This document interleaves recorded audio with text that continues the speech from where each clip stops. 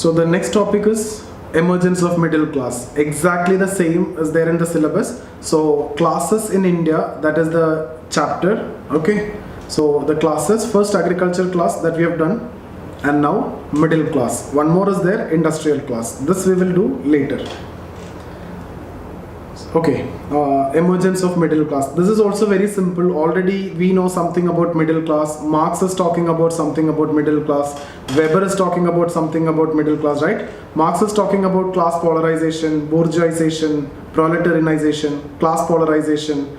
Intermediate classes will be polarized into any of the two communities, right? But that never happened according to Weber. In fact, we know that it never happened. Middle class getting stronger and stronger.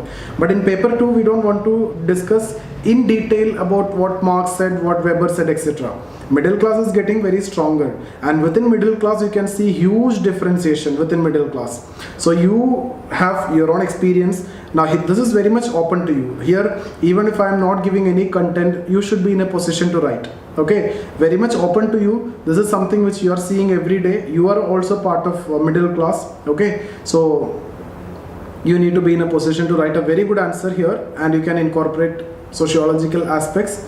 So let's see what is written here. Middle class structurally lies between the upper and lower classes. It signifies not only the position but emergence of strata having social psychological attributes of both upper and lower class, right? See there, this group is actually lying between the upper class and lower class. Their aspirations is always like upper class, but their salary is very close to the lower class. And that itself is a very problem. You can see so much amount of suicide, okay, especially egoistic suicide, okay, because of high aspirations, okay. So you can write all these points there. Whatever is coming to your mind, you can write. Then middle class brings changes in society. Like if we talk about live-in relations, etc., it is mostly first start from middle class, okay, live-in relation or homosexual relation, weekend family, okay, symmetrical family, everything, reconstituted family. In middle class actually act as a agent of social change. They bring the social change first. So you see, what you need to do is, if you need to write a sociological answer, you always have to remember your paper 1. Okay, paper 1, ignore the first 3 chapters. After that you have chapter on stratification, right?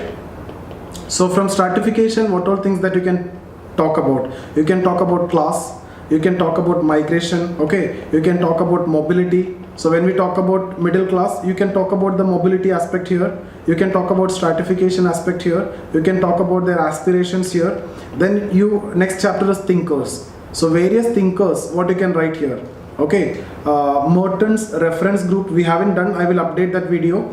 So Merton's reference group you can use here. You can talk about suicide, okay, you can talk about Marxian ideas, you can talk about Weber's ideas.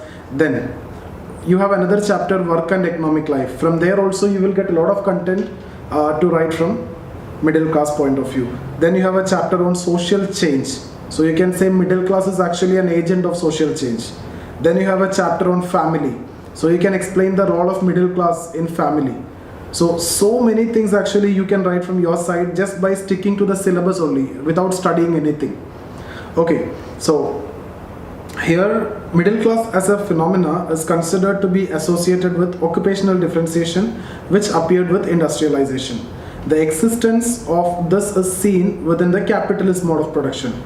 In India, it is often argued that institutions required for growth of capitalism and potential of middle class development were available in India even before the arrival of British. So even before the arrival of British itself, we had all the potential for the development of middle class in India. However, the mobility of the caste organization prevented this development, because without caste you cannot come out of it, right? Even though we had opportunities and everything, we followed the system. So it was a kind of closed system. So opportunities were actually not open to all before independence or before British. As occupation were carried out in higher hereditary terms, and thus its scope of differentiation is very limited. So Brahmins will do this kind of activities, Kshatriyas will do this, Vaishyas will do this, Shudras will do this. As it is fixed, there is less chance of differentiation. But when Britishers came, when they started introducing the education system like Macaulay Minute, Wood's Dispatch, etc., especially after Macaulay Minute, and once Persian replaced with English as the official language, you can see a lot of changes which is actually happening, and a middle class emerging, especially after 1857's establishment of universities. So a lot of things, a lot of such institutions, a lot of such development you can see within middle class.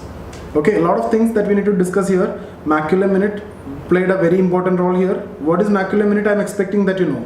Macaulay Minute is about the conception that you will give higher education in English. That means you can create some sections who's talking English, okay, so who can act as the translators also. Okay, so that class later acted as a middle class, and that was more widened after 1857 when the universities were established. So they now started getting the degrees, the formal degrees like BA, BSc, all those degrees from the universities started getting. And these middle class finally culminated, they formed the International Congress, especially because of some reactionary policies of Lytton during this point of time. Lytton's time, especially during this time, you can see a lot of reactionary policies, a lot of corrective measures after 1857 revolt, they have been taken care. Apart from that, Lytton have done a lot of Vernacular Press Act, right? And then lowering the age of civil services and Arms Act. Especially this hurt them very badly. Every middle class people were actually preparing for this exam, and suddenly when you lowered the age, okay, it was 21 till then, not the maximum age, it is the maximum age. Now minimum age is 21. Maximum age limit to appear the exam was 21. It was actually lowered to 19. But the typical Indian education system is you will never complete graduation at 19, right? So there was also a condition that you need to be a graduate. So it actually affected the aspirations of many middle class. They could not become civil servants, so they thought of fighting or going against the English, and that is the reason why actually INC came into existence. The reactionary policies of Lytton culminated into the formation of International Congress in 1885. So you can see a strong middle class emerging during this time. Okay, so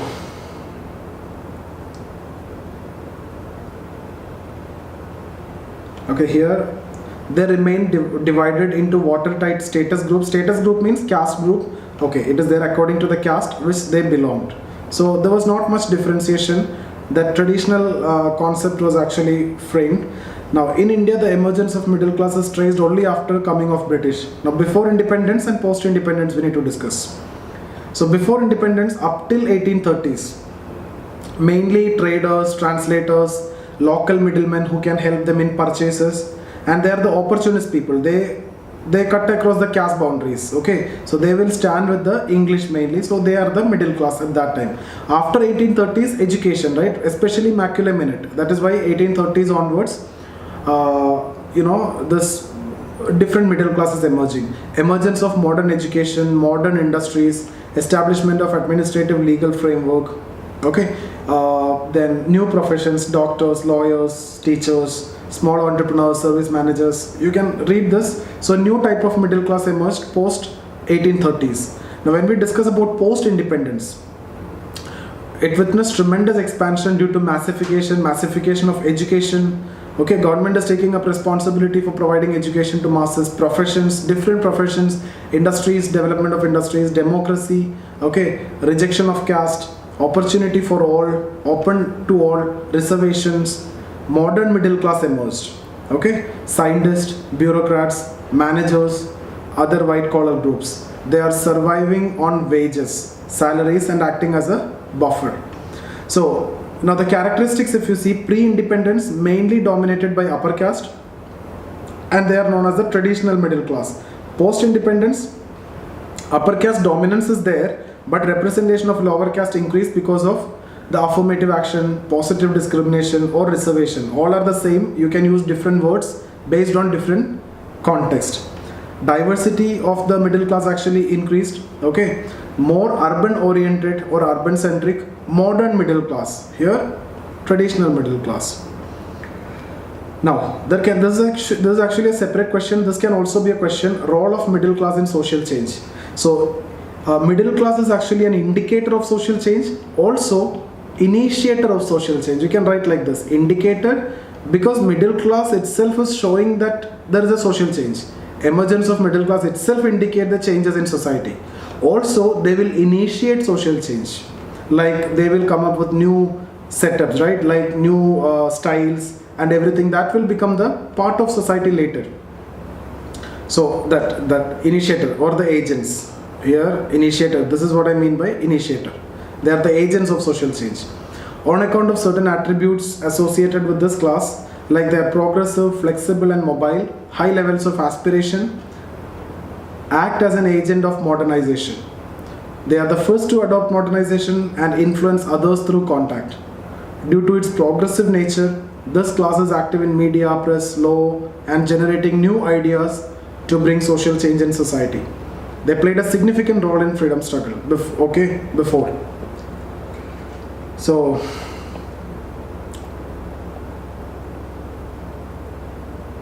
that's about middle class.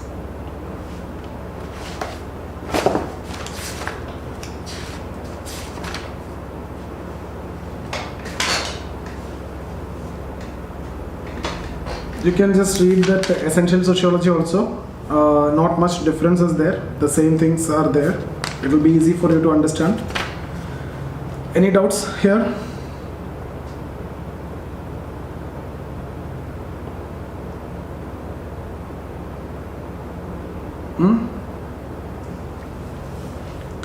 Yeah, tell me. Any doubts? No, sir. Part 2, I think part 2, everything are easy to understand, but a little bit difficult to memorize everything. No, you don't want to memorize. I am not telling you to memorize. It is like you should be in a position in the sense like memorizing all the points, you don't miss out anything while you are writing. For that reason, you have to reread it. That sense. It's all about understanding, and you need to reproduce in your own language. Yes. And you need to read more. At least those who are writing in 2021, you should be, you have a lot of time for reading paper 2. Paper 1 we have done enough, and there is not much reading is required. Whatever chapters left out also we will do in the same way. Extra reading is not much required. But paper 2, whatever you can read, you can read. It all depends on the time. And it's not that in case of paper 2 you need continuous revision. You keep on reading. EPW you read today, and it is not necessary that you need to revise it. If you find some points striking about something in the syllabus, something is written about patriarchy, or something is written about agrarian classes, okay, then you can just note down and ignore it. You will only get the perspective. You focus on the perspective when you are reading some good articles in Friendline, EPW, even from Veena Das also.